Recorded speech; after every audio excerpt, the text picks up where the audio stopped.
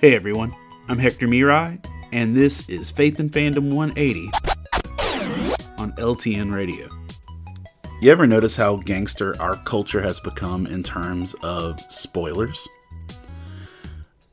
I remember the first time I ever heard a definitive statement of how quickly you can spoil a movie was outside the theater of The Force Awakens.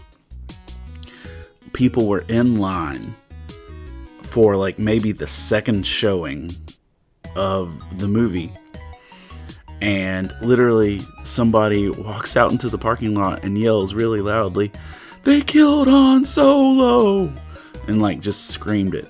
And like this one dude literally started screaming, "You have to wait 2 weeks!" and just started yelling. And like I was like, oh okay, that's the number.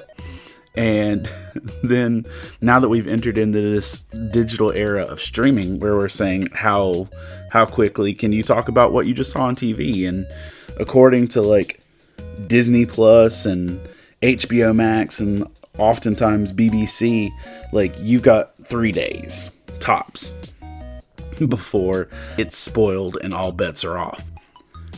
And it's something where we have basically created a rule to protect people that can't hear about things as quickly as others.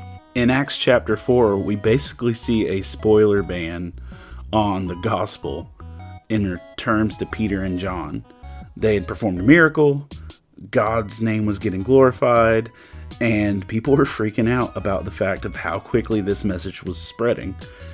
In Acts 4:17, it says, "But to stop this thing from spreading any further among the people, we must warn them to speak no longer to anyone in this name." Verse 18 says, "Then they called them in again and commanded them not to speak or teach at all in the name of Jesus." Then if you jump down to verse 20, it says, "As for us, we cannot help speaking about what we have seen and heard." Y'all, that's kind of what we sound like when we see something cool and we want to tell everybody else. And you know what? There are times to be respectful and not to speak up, maybe about The Mandalorian or Loki, but that doesn't apply to the gospel in our lives.